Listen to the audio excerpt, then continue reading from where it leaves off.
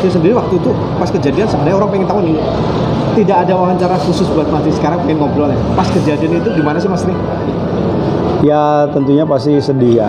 Jadi hubungan interaksi saya dengan Pak Pepen kan sudah demikian luar biasa ya, seperti saudara, seperti keluarga ya. Jadi artinya bahwa tidak adalah seseorang pun yang menyangka terkait dengan kejadian yang ada ya. Jadi kita sebetulnya sangat prihatin saja. Rata gitu ya, politisi PDIP itu kalau ditanya pasti jawabnya saya nggak memikirkan. Iya. Saya tidak begini, tapi tiba-tiba jebret gitu kan. Tidak ada contohnya banyak lah. Kalau Mas Tri sendiri, impian pribadi Mas Tri sebagai seorang yang merantau ke Jakarta, merantau ke Bekasi, untuk kota Bekasi 5 tahun ke depan, 10 tahun ke depan seperti apa?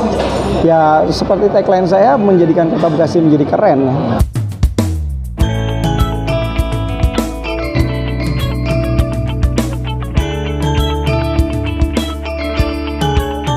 Assalamualaikum warahmatullahi wabarakatuh. Apa kabar Anda, para konco, para sedulur dimanapun Anda berada? The Blangkon TV kembali hadir di hadapan Anda, dan kali ini saya akan ngobrol dengan PLT Wali Kota Bekasi Triadianto. Beliau sekarang menjadi PLT karena sebelumnya Wali Kota Bekasi Rahmat Effendi atau Bang Pepen terjerat kasus suap dan sekarang ditahan di KPK. Kita ngobrol tentang pembangunan Kota Bekasi setelah dipegang PLT Wali Kota Bekasi Triadianto. Jangan lupa subscribe, comment, like, and share ya The Blangkon TV, belak-belakan no kontroversi. Langsung yuk kita temui Triadianto, PLT Wali Kota Bekasi. Nah, para konco, sekarang saya bertemu lagi nih dengan seorang tokoh.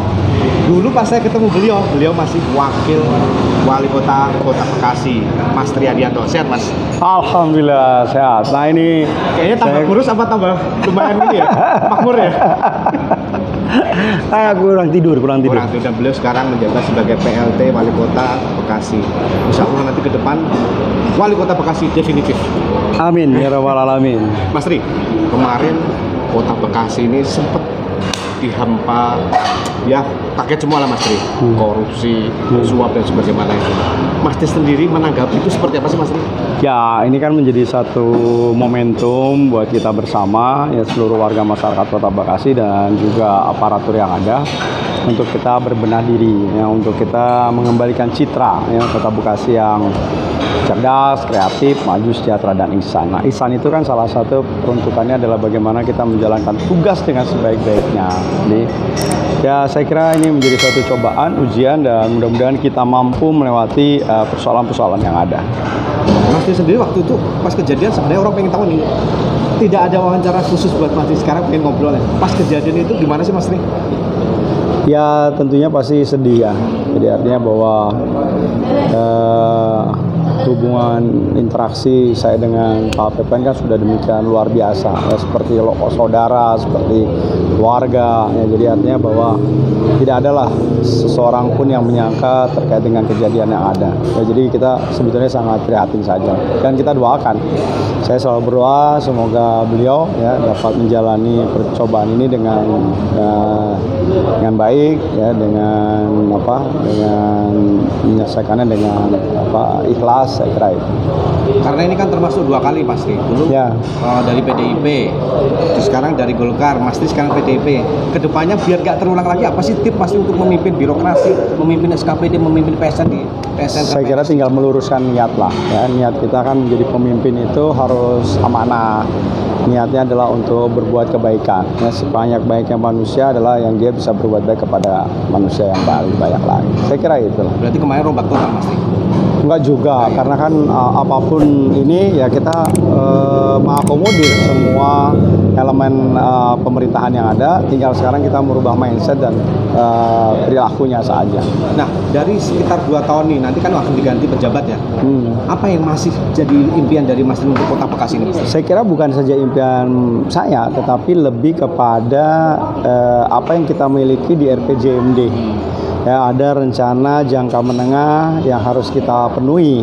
Kemudian ada Renstra pembangunan 5 tahun juga belum kita selesaikan. Ya, jadi artinya 1 tahun ini kita selesaikan sesuai dengan programnya tahun 2022, dan kita akan selesaikan, nanti kita pamungkaskan sisa-sisa yang belum kegiatan-kegiatan, program yang memang belum bisa tercapai.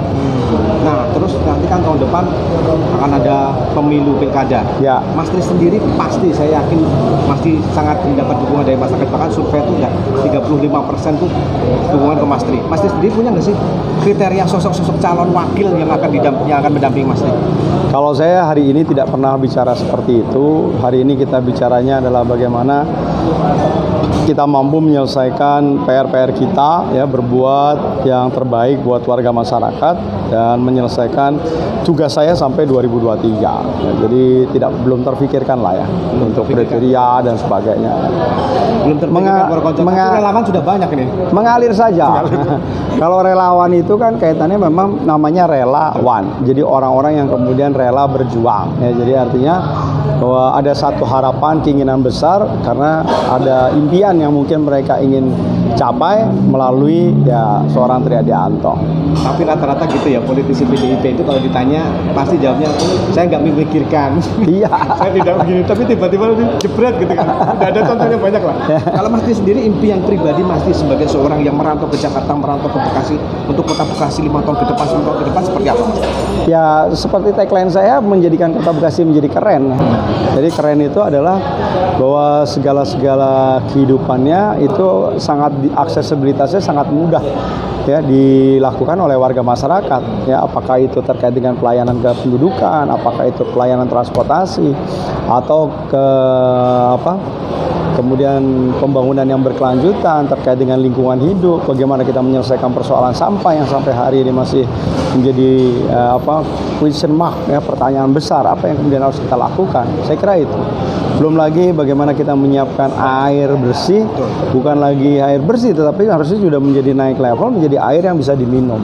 Air yang bisa dikonsumsi lagi. Dia langsung dikonsumsi. Nah, ini kan butuh effort, butuh kerjasama, butuh dukungan dan lain sebagainya. Karena kan beberapa bulan terakhir Mas Tri, isu yang menerpa Bekasi itu selain kemarin kasus korupsi juga air jadi sorotan, ya, sampah jadi sorotan, banjir, kemacetan. Nah itulah. Dan kemarin yang terbaru Mas Tri, yang sudah dibentuk Betawi Kreatif, Bekasi Kreatif itu dicoret-coret itu seperti itu. Tanggapan Mas Tri gimana? Ya itulah butuh satu proses penyadaran, ya, membentuk Melu Handarbeni kalau kita tuh rasa memiliki, ya, terkait dengan apa yang sudah dibangun tentunya harusnya bisa dijaga, ya, kalau perlu malah dikembangkan, ditingkatkan. Nah, ini menjaga saja kita pada skala teror pada level untuk menjaga, ya, dan ini saya kira menjadi kewajiban kita bersama, ya, bahwa bangunan apapun yang itu dibangun adalah berdasarkan hasil pajak dan retribusi yang sebetulnya bersumber dari penghasilan yang dikumpulkan dari warga masyarakat yang kemudian digunakan seoptimal mungkin untuk kepentingan warga masyarakat. Jadi harusnya menjadi satu persepsi kita bersama. Ada saat dia melakukan mengotori dan sebagainya, itu sebenarnya dia sudah, itu tadi artinya bahwa APBD nanti hanya untuk menyelesaikan hal-hal yang seperti itu. Sampai sekarang itu masih diakui masih menjadi permasalahan Mas Tri, ya? Pastilah persoalan-persoalan ini kan tidak hanya di Kota Bekasi tapi relatif mungkin di kota-kota besar, ya. Jadi kadang anak muda memburukan eksistensi, pemuda ingin menunjukkan jati dirinya, tetapi tentunya dengan cara-cara yang salah.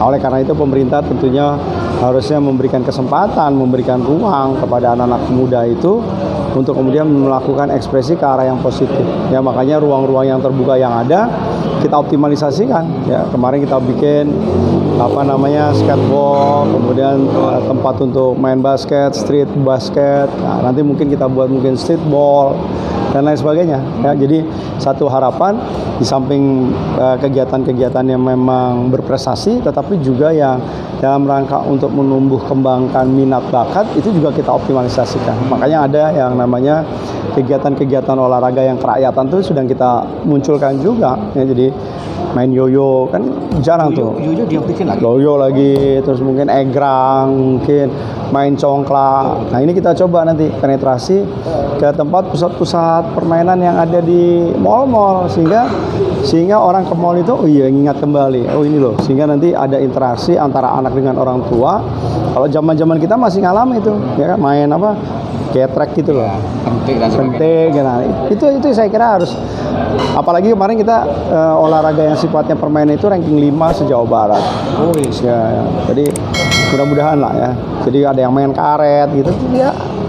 Tuh Bro Konco, jadi kalau teman-teman anak-anak muda yang sekarang lagi melakukan vandalisme di tempat-tempat pusat keramaian di Bekasi, ingat loh pesan Pak Wali tadi. APBD jangan sia-siakan untuk membayar itu ya Pak Wali. Untuk Iya. membersihkan itu sebenarnya malah dimanfaatkan, masih bisa difasilitasi dan menjadi pembangunan buat anak muda di Bekasi Pak Tri. Betul, betul. Nah Mas Tri, satu pertanyaan yang juga pengen saya tanyakan Mas Tri.